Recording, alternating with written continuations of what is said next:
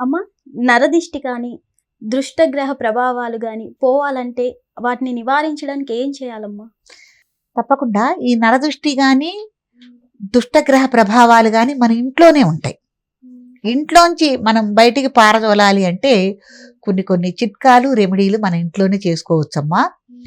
ఏదన్నా మీరు ఒక శనివారం రోజున కానీ ఆదివారం రోజున కానీ ఒక గాజు బౌళ్ళు అంటే ఇట్లా మన పాత్ర లాంటిది ఉంటుంది కదా, గాజుకు సంబంధించింది, అది తీసుకుని దాంట్లో కళ్ళుప్పు అంటారు, అంటే సముద్రం ఉప్పు, అది స్వచ్ఛమైందిగా ఉండాలి. అంటే కొద్దిగా నలుపు వర్ణంలో ఉన్న ఉప్పు, అచ్చంగా సముద్ర ఉప్పు అంటే మార్కెట్లో దొరుకుతుంది, అట్లాంటి ఉప్పు తీసుకొచ్చుకొని బౌల్ నిండా చక్కగా పోసుకుని కొద్దిగా చిటికెడు పసుపు కుంకుమ దాని మీద వేసి ఒక పువ్వును కూడా ఉంచి చక్కగా ధూపము దీపము చూపించాలి. ఆ బౌలుకు చూపించి ఇంత బెల్లం ముక్క నైవేద్యం పెట్టాలి.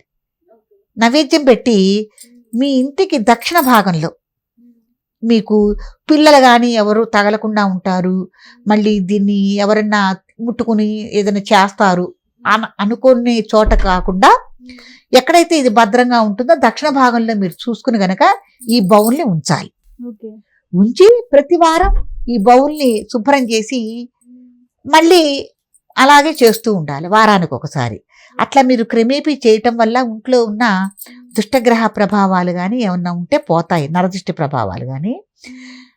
మరి ఈ బౌల్లో ఉన్న ఉప్పుని మనం ఖాళీ చేసినప్పుడు ఏం చేయాలి అనంటే ఏదైనా నీళ్ళల్లో కలిపి ఎక్కడైనా చెట్ల పాదుల్లో కానీ ఎక్కడన్నా పోసుకోవటం కానీ ఎవరి తొక్కని చోట పడేయటం కానీ ఇట్లాంటివన్నీ చేయాలి. తగు జాగ్రత్తలు తీసుకోవాలి, ఎందుకంటే పవిత్రమైంది కదమ్మా, కాబట్టి అలా చేయొచ్చు. నీళ్ళలో కలిపి ఎవరి తొక్కని చోట పోసుకోవటం, లేకపోతే చెట్ల మొదల్లో వేయటం. ఈ కొబ్బరి చెట్లకి మనం ఉప్పు వేస్తూ ఉంటారు కొన్ని చోట్ల, అంటే కొబ్బరికాయలు బాగుంటాయని కొన్ని ప్రాంతాల్లో. కొబ్బరి చెట్లు ఉన్న వాళ్ళు అలా కొబ్బరి చెట్లలో ఉప్పు వేసుకోవటం, ఇది వేసుకోవటం అనేది మంచి పద్ధతి, అలా చేసుకోవచ్చు. ఇంకోట విధి విధానం ఏంటంటే మనం చేసుకునేది అట్లా రాగి పాత్రలో మనం కొన్ని వీడియోల్లో చెప్పుకున్నట్టు శుద్ధమైన జలాలు పోసి దాన్ని కూడా ఇట్లాగే చిటికెడు పసుపు కుంకుమాన్ని వేసి ఒక పువ్వు వేసి ఈశాన్య భాగంలో పెట్టుకోవటం వల్ల దుష్టగ్రహ ప్రభావాలన్నీ తొలగిపోతాయి. అమ్మ, మీరు వారంకి ఇది మార్చొచ్చు అన్నారు కదా, వారంలో ఏ రోజైనా మార్చుకోవచ్చు అంటారా? కాదు, ఆదివారం విశేషం. ఆదివారం కానీ శనివారం కానీ అలా విశేషమైన రోజులు, శుక్రవారం మంగళవారం చేయకూడదు. ఏ వారం అయితే మీరు చేశారో ఆరవారమే మీరు చేసుకోవాలి. తర్వాత ఇప్పుడు ఏదో చెప్పవచ్చు, తర్వాత ఇట్లా మనం ఈశాన్యంలో ఇట్లా పెట్టుకోవటం వల్ల జరుగుతుంది. తర్వాత ఇంకోటి ఏంటంటే ప్రధానంగా ఎప్పుడైనా సరే మీరు మెయిన్ గుమ్మానికి బయట వైపున గుమ్మడికాయని దిష్టి తగలకుండా కట్టుకోవటం అనేది మంచి పద్ధతి. బూడిద గుమ్మడికాయకి తొడిము ఉండాలి. తొడిము ఉంటే ఎక్కువ రోజులు నిలవ ఉంటుంది. దాన్ని ఒక ఉట్టిలోకి చేర్చుకుని దానికి కూడా కాస్త చిటికెడు పసుపు, ఎక్కువ రాస్తే కుళ్ళిపోతుంది, కాస్త పసుపు కుంకుమ కొద్దిగా అద్ది ధూపదీప నైవేద్యాలు చేసి కాస్త అగరత్తుల ధూపం చూపించి నైవేద్యం పెట్టి బెల్లం ముక్క నైవేద్యం పెట్టి ఏదైనా దేవుడి యొక్క స్తోత్రాలు కానీ పూజలు కానీ మనం ఇంట్లో చేసుకుని దేవుడి గుడి దగ్గర పెట్టి చేసుకోవాలి. దేవుడి గారి దగ్గర కానీ పెట్టి చేసుకుని దేవుడి పూజలో భాగంగా చేసుకుని అప్పుడు మన ఇంటికి కానీ కుటుంబంలో ఉన్న ఎవరికైనా కూడా దిష్టి దోషాలన్నీ తొలగిపోవాలి స్వామి అని దండం పెట్టుకుని ఆ గుమ్మడికాయను కట్టుకోవాలి. ఈ గుమ్మడికాయను కూడా అంతే, మనం ఆదివారం కానీ గురువారం కానీ అట్ట కట్టుకోవాలి, కానీ శుక్ర మంగళవారాలు కట్టద్దు. అట్లాగే ఒకవేళ ఈ గుమ్మడికాయ కనుక ఏదన్నా మనకి పాడైపోయింది అనుకున్నప్పుడు కూడా శుక్రవారం మంగళవారం మటుకు తీయకూడదమ్మా.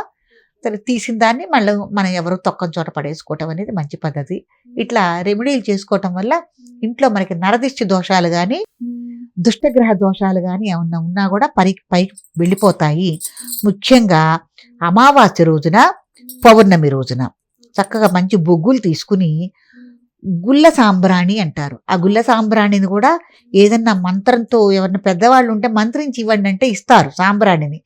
దాన్ని తీసుకుని పొద్దున పూట సూర్యోదయం కాకముందు సాయంత్రం పూట సూర్యాస్తమం అయిన తర్వాత ఈ సాంబ్రాణి పొగని ఇంటి చుట్టూ చక్కగా పట్టేలోగా ఇంటి లోపల గదులన్నింటిలో కానీ చక్కగా ధూపం వేసుకోండి.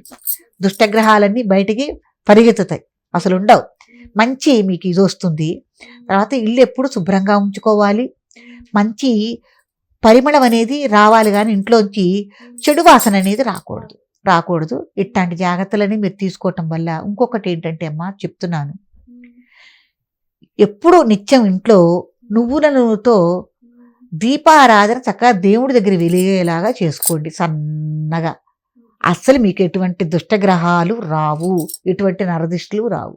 చక్కగా చేసుకోండి, ఇట్లా దీపం వెలిగేలా చేసుకోండి. ఇదమ్మా.